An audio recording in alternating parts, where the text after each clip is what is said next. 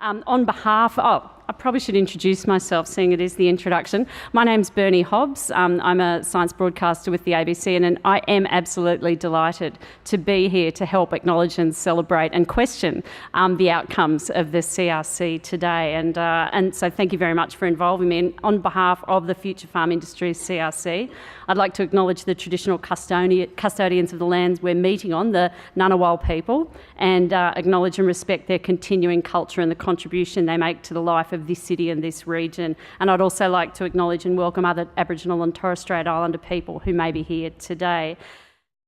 But let's not hold off any longer. It's with great delight that I introduce the Chairman of Future Farm Industries Cooperative Research Centre to officially welcome and open the day. Please join me in welcoming Andrew Inglis.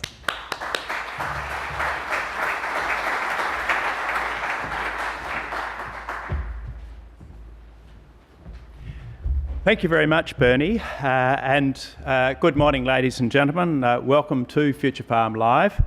I'd like to give a particular welcome to Neville Stevens, the Chair of the CRC program, and also Wendy Launder, who's the General Manager of the CRC program.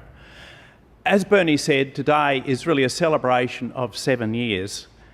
And during today's presentation, we will be looking back over that past 7 years. We'll be certainly looking around at where we find ourselves today. But very importantly, we'll be also looking forward to the benefits that flow on from this CRC. And as you'll hear during the day, they are many and varied. So we're going to showcase the achievements of our CRC, celebrate the successes, highlight research outcomes, and also, in line of what I've just said, consider the legacy of the CRC in the years ahead when the curtain comes down on our operation at the end of June. But just as today's event is a showcase, so the show will go on and the benefits of the past 7 years will continue and will be harvested for years to come. And hopefully the collaboration that's been, that has underpinned our CRC will continue. It'll continue to deliver profitable and sustainable broadacre agriculture across Australia's farmlands. When Future Farm Industries bid team presented our case to the selection panel in 2006, and just as an aside, I'm delighted that Dick Davies, who was the chair of that selection panel, is with us today, so it's great to see Dick here. We had a vision, and the vision was to transform Australian agriculture and rural landscapes by developing and applying profitable perennials technologies to innovative farming systems and new regional industries. Now, this was a bold and ambitious goal, and obviously it was not going to be realised in 7 short years.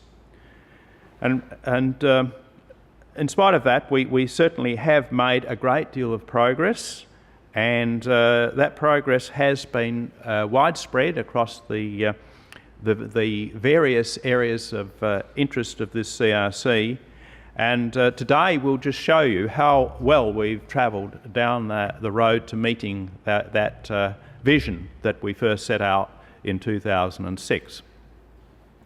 Of course, we were fortunate in that we didn't begin from a standing start. We had, and as Bernie mentioned, we had the benefit of the work that had been done by our predecessor, the CRC Salinity, and a number of the technologies that had their genesis in the previous CRC have reached maturity during the life of the current CRC and are now either commercialised and adopted or in the process of being commercialised and adopted. And you'll hear more about these innovations over the course of today. Now, one of the features of our CRC is just the sheer breadth of the activities that we've engaged in across broadacre agriculture, the grazing and grain sectors, the meat and wool industry, who will benefit from grazing systems based on perennial plants, better adapted to climatic variability. And similarly in the Australian grain industry, where the benefit of production systems better adapted to soil and climatic constraints will assist our grain sector. And we've not just focused on the big established industries, we've also looked at initiatives to help develop new woody crop industries that have the potential to provide farmers with new industries and new sources of income. And aside from our industry interests, we've also looked at other important aspects. We've looked at systems that reduce salinity damage. We've looked at systems that ensure that we enable and support the retention of valuable biodiversity. And very importantly, we focused on training programs and on our investment in tomorrow's scientists, the postgraduate education program. All of these things will be exposed during the day. Now, there's no secret to the way we have been able to achieve these bold objectives. It really comes down to one word, and that word is collaboration. Collaboration has been the essence of this CRC, as it should with every CRC, and we have brought together 16 participants at the outset of the CRC, and now, as we've just this morning had the last meeting of our participants, we still have 16 participants who've travelled with us over the last 7 years.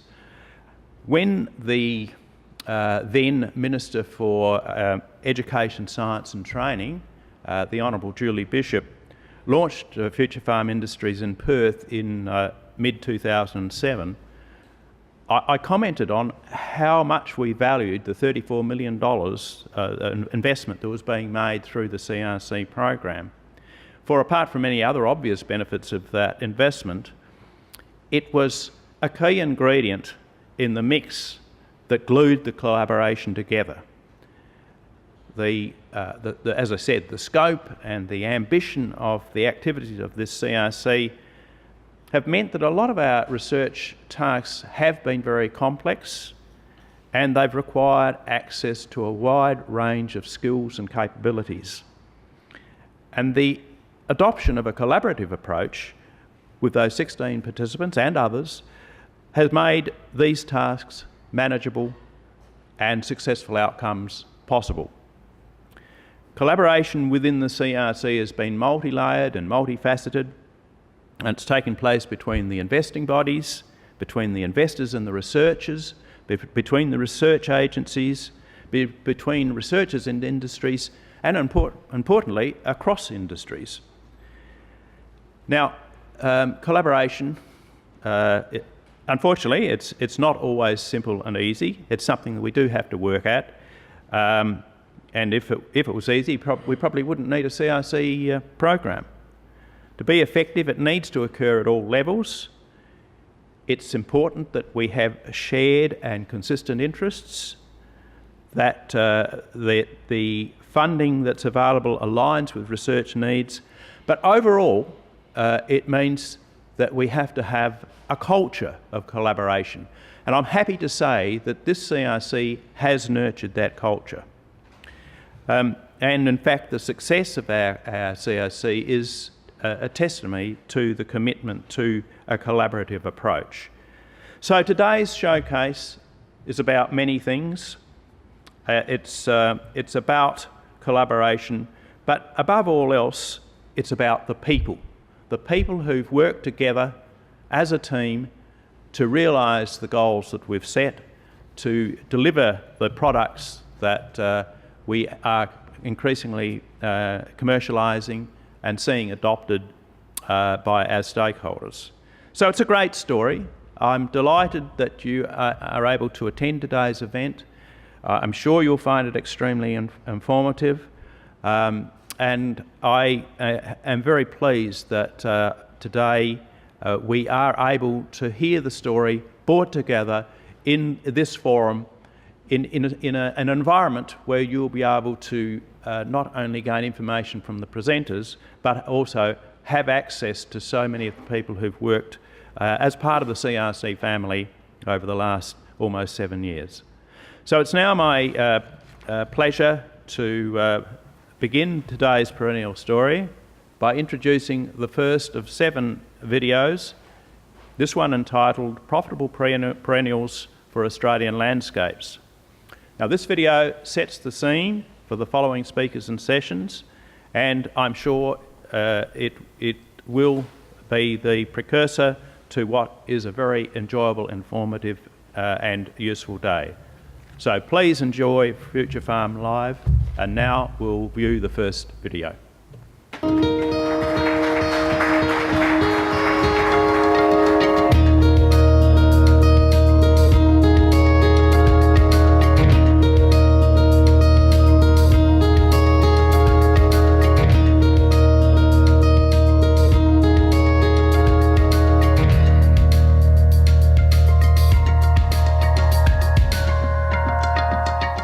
The Future Farm Industries CRC was born out of the notion that perennial plant-based farming systems adopted widely across the whole farm could transform agriculture in the dryland agricultural zones of Australia.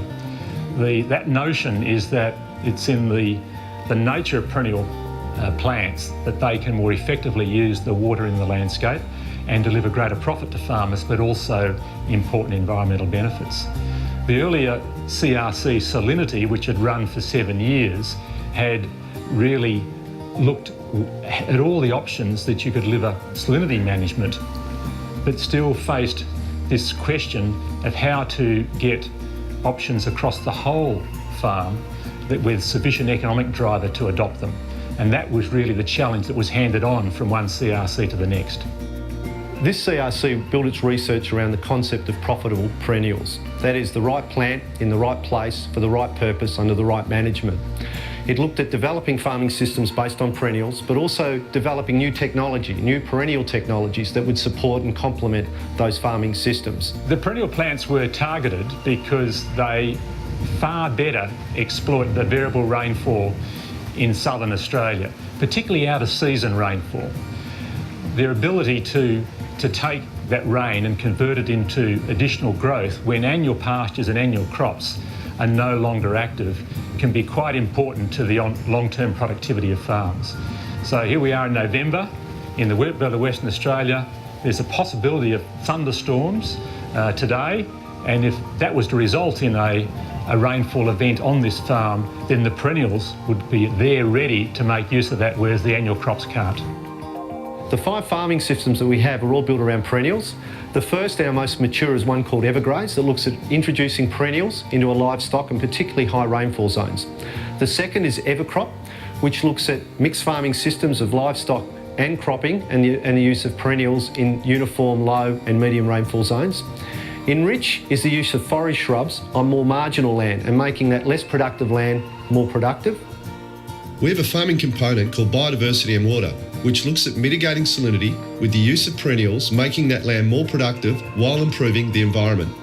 And we also have a program called Woody Crops, which is integrating trees into a farming system to make farmers more resilient against climate change and providing a second income. In addition to our research project team's investments, we've had our PhD program.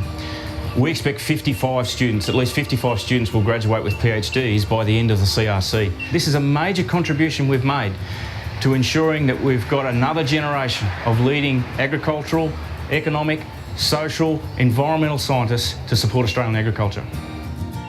We are in a situation where we are faced with continuing declining terms of trade.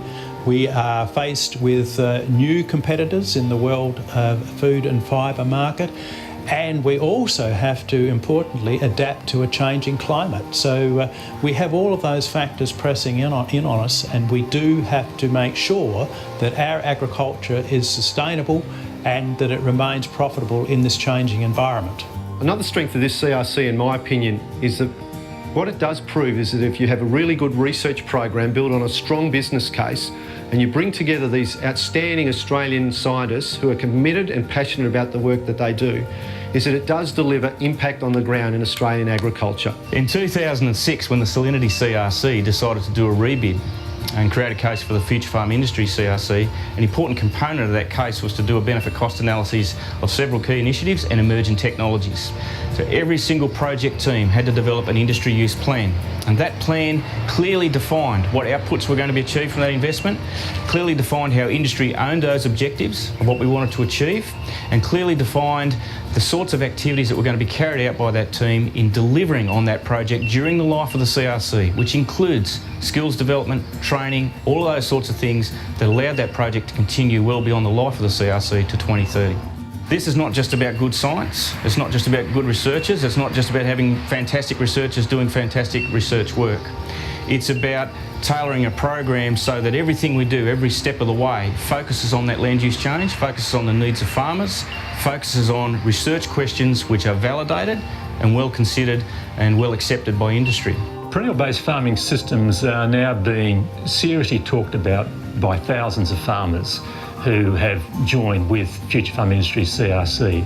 And the reason for that is that the documented profit benefits and the environmental benefits are now appealing to the mainstream industries that dominate southern agriculture. And that's the meat industry, the wool industry, and the grains industry.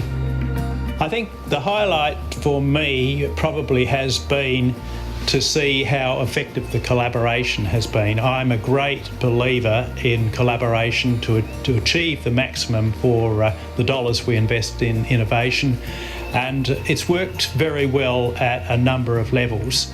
It's worked well from the point of view of the researchers. It's brought researchers from different institutions together. It's brought investors, particularly the research and development corporations, together in a common interest, and ultimately it's brought results to a diverse array of farmers and farm interests.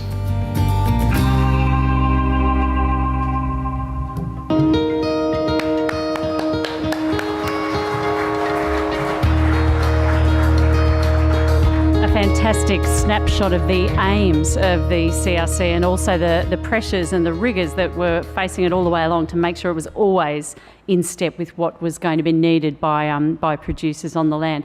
If I can ask any of latecomers to please come and sit down the front here. The reserved signs have been removed. I'm not sure who it was we're expecting. Kate and Wills haven't flown in yet, but the special guests, whoever they are, they can just mix it up with the rest of us for sure.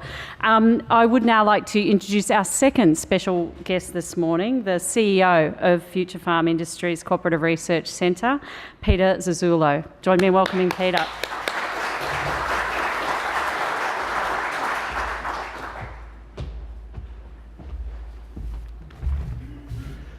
Welcome, ladies and gentlemen. Welcome to this magnificent stadium, Gandel Hall. I also want to just say a welcome to those people who might be watching via live streaming. And I know there's at least 3 people watching in the Zurzolo household. And say hello to Jenny, Sienna and Sahar. I told them I was going to say that.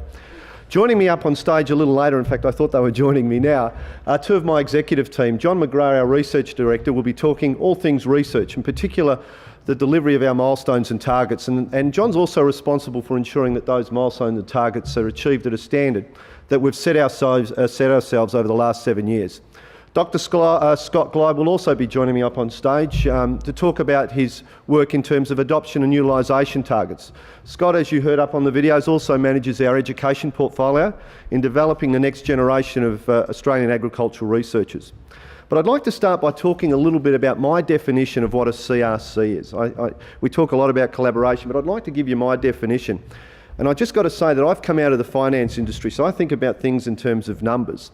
So when I started 5 years ago in this CRC, people would say to me, Peter, what is a CRC? And I used to simply say it's where 1 and 1 equals 3. That is, that having 2 individual parts, that by bringing them together under a CRC umbrella, I think you achieve more value than the 2 of them being apart. And I say that because I think of 2 reasons for that. Firstly, I think that CRCs deliver, and I'm going to say I'm extremely biased here as the CEO of this company, but I think we deliver better value for money. I think if you have two organisations undertaking research in a similar field, and let's say it's perennial pasture research, then inevitably you're going to have some level of duplication. By bringing it under a CRC banner, under that one umbrella as a CRC, you immediately create that synergy and avoid that duplication. So I think you get better value for money. But I think the real power of a CRC lies in the fact that you bring all that intellectual horsepower together and working towards a common answer. So you're bringing that combined knowledge, that combined skill, and that combined expertise comes together and thinks about a solution. So not only do you get, as I said, better value for money, but I think you get superior problem-solving skills by bringing these researchers from across Australia together to deliver a solution. So what is it that our CRC is doing? We've seen it on the video. It was about delivering farming system research based on perennials. But I think the really clever thing that they did when they developed their business case several years ago was to get large-scale adoption in this country, particularly in southern Australia. The driver simply couldn't be NRM benefits or simply science. Farmers were not going to start adopting perennials on that basis. It needed to be driven by economics, by numbers. And the idea was born of this concept of profitable perennials. The right plant, the right place, for the right purpose, under the right management. By adopting those principles and the idea of profitable perennials, we would think about farming systems about lifting productivity and profitability. So the concept was about lifting that threshold of productivity and profitability. That would then lead to large-scale adoption across southern Australia. And from that would flow those other benefits that we heard Kevin talk about in the video, the NRM benefits, mitigating salinity, reducing water recharge, improving water quality and biodiversity effects, but also providing economic resilience to farmers in a more variable climate scenario. So that was the concept, and it was started using known technologies. So the perennials that we were using were known technologies. But along the way, we started to develop new technologies, so new plant technologies. And as Bernie said, if you get an opportunity today, please go outside and have a look at some of those technologies we've been developing. In fact, a lot of the project leaders who have developed that are here in the audience today. So we developed new grasses, we developed new legumes, we developed new shrubs and even trees, which is, John reminds me of the ultimate perennials. So that was what this CRC was delivering along its 7-year journey. And as I said, I'm a finance guy and I like to talk in terms of numbers, and that's where I'm up to in the speech. So this CRC was started in 2007, and as Andrew mentioned, was with the kind support of the Commonwealth and the CRC program. We have 16 participants. Oh, and by the way, the Commonwealth did invest about half the cash that this CRC has invested in the life of the 7 years. We have 16 participants, if you like, shareholders, who are also who have also invested a great deal of cash into this CRC. But more importantly, they've provided us with other resources, both human and research facilities. So they've provided us with researchers, with technicians, field staff, PhD supervisors, admin staff, these in-kind human resources they've given us as well, and research facilities, so field sites and labs and glass houses and things like that where we could conduct our research. And as a result, the total investment over the 7 years that this CRC will make of cash and in kind is $180 million. That is, the total investment in Australian agriculture R&D is $180 million, of which $70 million is cash. And the net benefits arising from that investment, we believe over the next decade and a half, will be in the range of $1.5 billion. $1.5 billion benefits over the next 15 years. But I think the number that really impressed me the most when we were putting this together was this power of collaboration that Andrew spoke about. When we looked at the number of people that participants have provided to us over the last 7 years, 750 people have come into this CRC and made some kind of a contribution, either be a small one or a large one. 750 people. That is bigger than many agencies who are members of our CRC. And that just goes to talk to the power of collaboration. And what I said earlier about the fact that you have this intellectual horsepower all moving in the same direction. This CRC couldn't be anything else but successful with that type of numbers working behind it. Just a little bit more about today. As Bernie said, there are 6 more sessions after this, each of them between 40 and 45 minutes long. And I have to say from the get-go that really 45 minutes is not enough time for them to really explain everything they do. In fact, if we think about the next session, Evergrades, we could give them 2 days, and I still reckon they'd still have stuff left in the bank talking about all their achievements and what they've done over the last 7 years. So in that 45 minutes, we're really going to give you 2 or 3 highlights that have existed. Each session will be the same.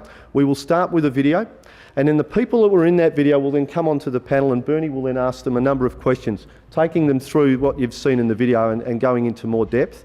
And then we'll open it up to the audience. I'm putting a challenge to you now. Think about some questions that you want to ask that panel as they come out on stage. And also people from live streaming can also make further inquiry of the people up on stage. But I just want to finish by saying, what was the purpose of today? Why is it that we're doing this legacy event? I believe the thing that I want to see achieved today is that I want to be able to clearly demonstrate to everyone in this room and those people watching via live streaming that when you have research that is relevant to industry, that is that it's linked to the gaps and needs of industry, it does lead to significant impact, and that this CRC, Future Farm Industries CRC, has and will continue to make a difference in Australian agriculture. I'm going to come back at the 7th session to see if we've shown the evidence to support that claim. Thank you.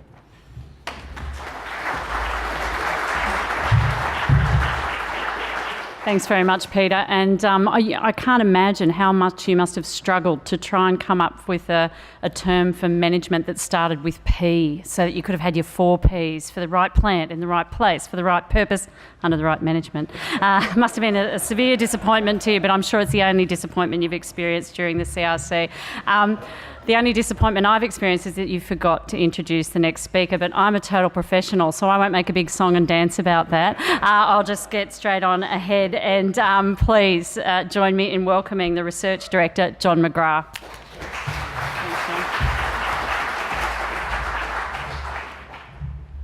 Thanks, Bernie. I'd like to extend my welcome to all of you here today as well, and I hope that we've managed to put together something which is both enjoyable and inspirational. I think that one of the things that I've got out of working with the CRC for the last 4 years has been that there's a lot of vision and inspiration gone into making the CRC a reality, and I hope that we manage to transmit that to you today.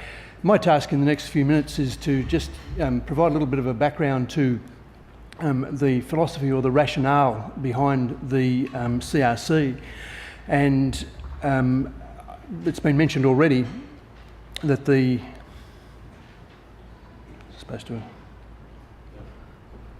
turned on. Hello? Oh, it's done. There's a bit of a lag there, sorry. Hang on, we might have to go backwards.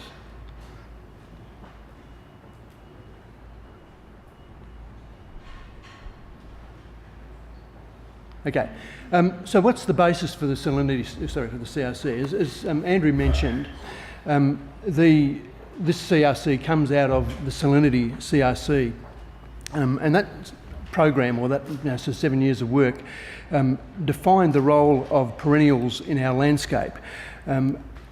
It demonstrated that if you don't have integration of perennials and you don't have widespread adoption of those perennials into the landscape, that the benefits that you get, both in terms of managing the environment and also producing profit, which Peter mentioned, don't occur. And so the whole underpinning 2 or 3 words, and there's only a couple of P's in there, are the profitable perennials. So the development of these systems that provide a profitable basis for perennial systems is the key issue that this CRC was designed on. And hopefully this thing's going to work. Nope. Yes, it is. There we go. Yeah. The 2 or 3 things that I guess took that sort of vision of profitable perennials from a vision to a reality was the idea that we could improve the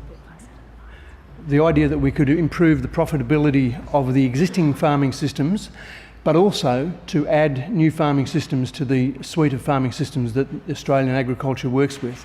And so there was this dual purpose or dual objective of the CRC. One was to improve the productivity of the existing systems through adding perennial systems to those, but also to develop absolutely new systems. And the idea there was, again, that it would produce profit and reduce the environmental degradation, or reduce the risk of environmental degradation. One of the challenges that the CRC set itself was, and these were really stretch targets. Well, I'm not sure just how realistic they were, but the idea was that we would attempt to increase profitability of our farming systems by around about 50%, and at the same time reduce the recharge, which was the cause of the dryland salinity, one of the major problems of Australian agriculture, similarly by 50%. Though, as I said, stretch targets, ambitions that we had, but they basically provided the vision for the CRC and the people in there to actually attempt to transform Australian agriculture. In terms of implementing that vision, there was 2 or 3 key things that I guess I shouldn't say we, that was done by the people that set the CRC up. And the first thing was to actually attempt to put some flesh around the vision. So by modelling the systems, doing some pre-experimental modelling, the idea was to set the goals, set the boundaries to what we were trying to do as a CRC. The second thing was to provide the plant systems, or the plants that underpinned the whole reason, or the whole value of the CRC. And during the day you'll see a lot of examples of how this was rolled out, how the plant improvement programs, plant selection and improvement programs were rolled out sort of as part of the CRC. Those bits underpin the real delivery mechanism for the CRC, which was the development of the individual farming systems that provide the benefit and coalesce all of the benefits of putting perennials into the system. So as Peter said at the beginning, the right plant in the right place with the right management is basically the philosophy that underpins this whole CRC. Hopefully during the day you'll get the building blocks that we've put together over the last 7 years for this CRC. We've just had, as Peter said, a participants meeting, and we provided a very small snapshot of that, and we believe within the CRC that we've actually delivered very substantially on those visions, and that's what the rest of the day is about. That's about all I've got to say at the moment. I think Scott Glyde is going to try and, in a very short period of time, give us a little bit of a view of some of the impacts that the CRC has managed to create in the 7 years that it's been going. So thank you.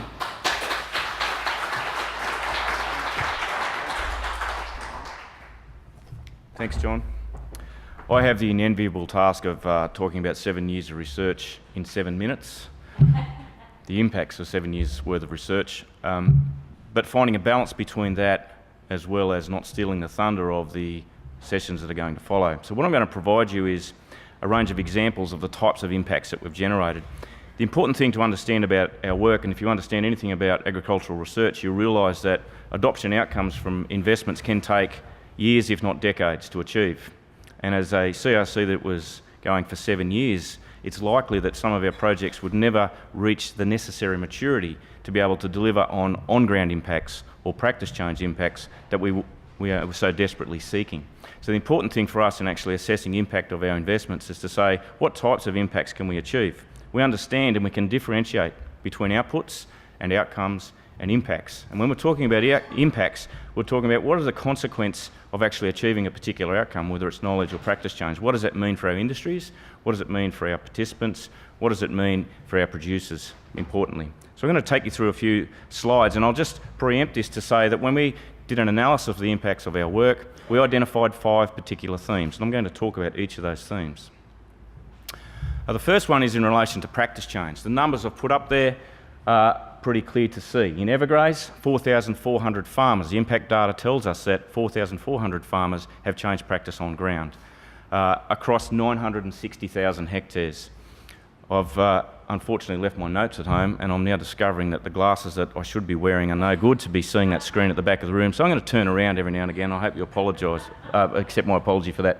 In Enrich, the data shows that over 550 farmers, close to 600 farmers have changed farm practice on the ground, representing around about, well, look at those numbers, 14 to 19,000 hectares if you take those averages across each of those farmers.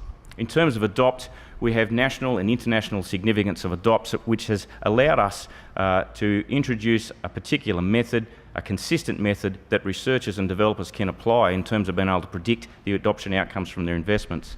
we've changed the practice, the nature of practice of the way R&D organisations think about R&D investment. In terms of tropical grasses, 7,500 hectares in the northern agricultural region of Western Australia alone under tropical grasses in 2013. It's laid a fantastic foundation for future impacts. And in terms of infer is recognised now as the cornerstone of catchment scale investment.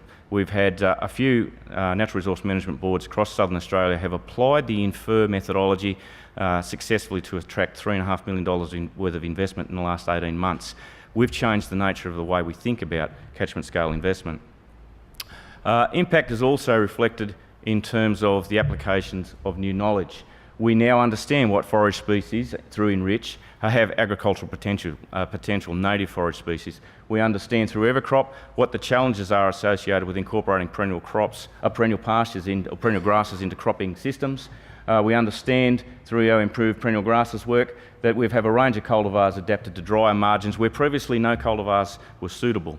And we know through our acid-tolerant lucerne work that we've identified strains of rhizobia that can increase productivity by up to 18%, and we've identified about 1 million hectares of soils within suitable PhD ranges. In regards to impact reflected in capacity improvements, we've had some significant achievements. In Evergraze, 332 advisors have been trained in a manner that allows them to deliver Evergraze on our behalf. 77 of them specifically trained in Evergraze delivery is a significant achievement. In terms of Evercrop, we have over 100 advisors that are fully trained in the suite of Evercrop decision support tools to actually be able to then subsequently influence practice change amongst producers. In terms of Saltland Knowledge Exchange, the Saltland Genie is recognised as a consistent platform for delivery of consistent information about making productive use from saline lands.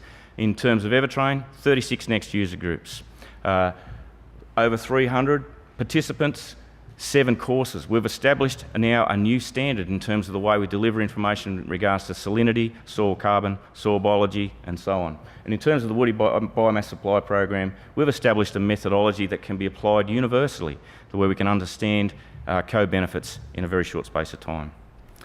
Impact is also reflected in terms of our environmental contribution. Evergraze has demonstrated reductions in groundwater recharge and erosion. Through Messina, we've identified the capacity to make significant environmental contributions through the restoration of significant environmental degraded landscapes, approximately 600,000 hectares. In weed and genetic risk, we've established a particular approach to understanding weed and genetic risk that we can subsequently provide to researchers and advisors so that they understand more about the risks associated with the R&D developments. And in terms of Enrich, we've come up with data that clearly show us that under an enriched forage system environment, methane reductions can be reduced 5-fold when compared to other non-productive pasture systems or even supplementary feeding. In the new woody crop industries, we've shown through various data sources that we have the capacity through those industries to increase biodiversity and have significant impacts on recharge and salinity. Finally, in terms of productivity and economic contributions of our work, Evergraze, about a 9 to 1 return on investment. In terms of Enrich, data shows increasing productivity by 15 to 24%, over 10% of a farm area. In tropical grasses, we've shown that the new panic cultivars can increase productivity by 20%. Tedera, the modelling indicates a return on investment of 10 to 1. And in acid-tolerant lucerne, I've actually spoken about those. 18% increase in productivity, 1 million suitable hectares. The final thing I want to talk about quickly in terms of CRC impact is our PhD program. We'll have 67. We expect 67 PhD students to finish with PhDs by the time they finish their individual studies. By the end of the life of the CRC, we expect that number to be 55, potentially 59. This is a significant investment to producing the next generation of research scientists for Australian agriculture. It's been a magnificent contribution from our 4 partner universities. We've found that through their publications alone, over 200 international and national peer-reviewed journal articles and associated publications in the life of the CRC. Thank you very much.